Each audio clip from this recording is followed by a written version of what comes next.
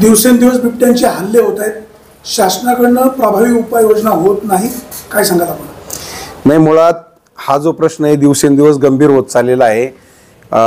पाळीव जनावरांतर हल्ले होतातच, परंतु आजपर्यंत अनेक शेतकरी असतील, महिला असतील, लहान मुलं असतील, ही बिबट्याच्या हल्ल्यामध्ये त्या ठिकाणी मृत्युमुखी पडलेली आहे. काल परवाची आपली जुन्नर तालुक्यातली घटना असेल किंवा आज सकाळची घटना असेल, ही तिसरी घटना घडते. ही अजून किती लोकांचे जीव गेल्यानंतर हे राज्यकर्ते शहाणे होणार आहेत? छत्रपती शिवाजी महाराजांच्या काळामध्ये वन्य प्राण्याची शिकार केल्यानंतर सोन्याचं कडं बक्षीस दिलं जायचं, परंतु अलीकडच्या काळामध्ये माणसांचा जीव गेला पाहिजे परंतु बिबट्या जगला पाहिजे, असं या सरकारचं धोरण आहे का? छत्रपती शिवाजी महाराजांना ज्या गोष्टी कळाल्या त्या गोष्टी यांना का कळत नाहीत? आणि आमचा जीव जर जाणार असेल तर अजून किती लोकांचा जीव यांना घ्यायचा आहे? आणि मग राज्यकर्ते असतील किंवा सगळे राजकारणी असतील, यांना ही गोष्ट समजणार तरी कधी? आणि दिवसेंदिवस बिबट्यांच्या संख्येमध्ये मोठ्या प्रमाणामध्ये वाढ होत चाललेली आहे. कुत्रे जसे भटके आपल्याला दिसतात तसे बिबटे या ठिकाणी दिसायला लागलेले आहेत. इथल्या शेतकऱ्याला शेती करणं अवघड झालंय. या ठिकाणी इथल्या शेतकऱ्याला रात्रीची लाईट दिली जाते.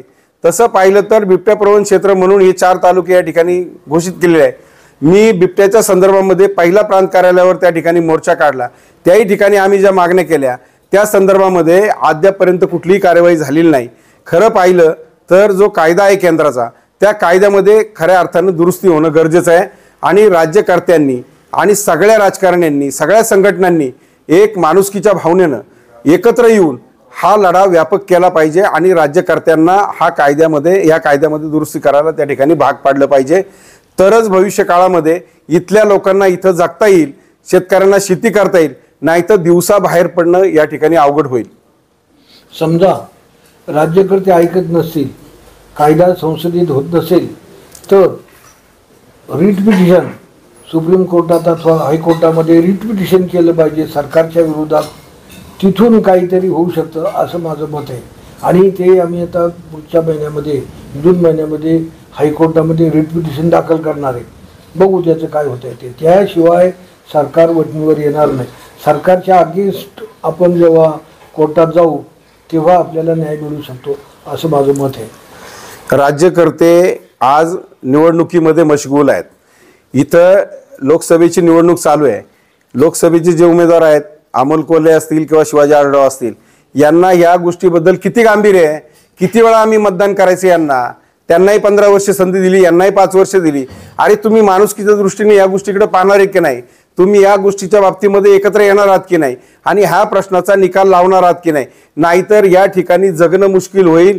भविष्यामध्ये सगळ्यात मोठी अडचण आणि सगळ्यात मोठी समस्या, सगळ्यात मोठा गंभीर प्रश्न या भागामध्ये बिबट्यांचा असणार आहे. आणि इथल्या शेतकऱ्याला शेती करणं, इथल्या नागरिकाला जगणं खूप अवघड होणार आहे.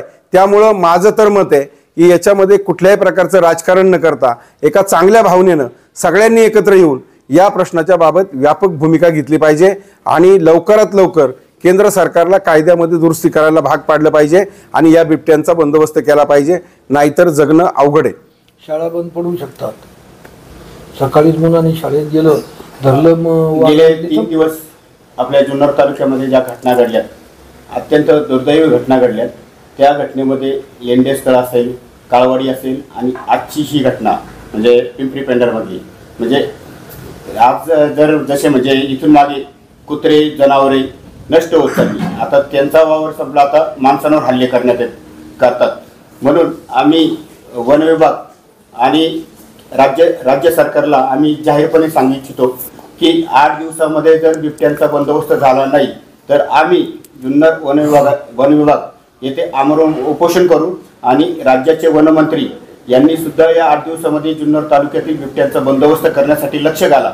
अन्यथा नसेल जमेल तर तुम्ही राजीनामा देऊन बाहेर पडा.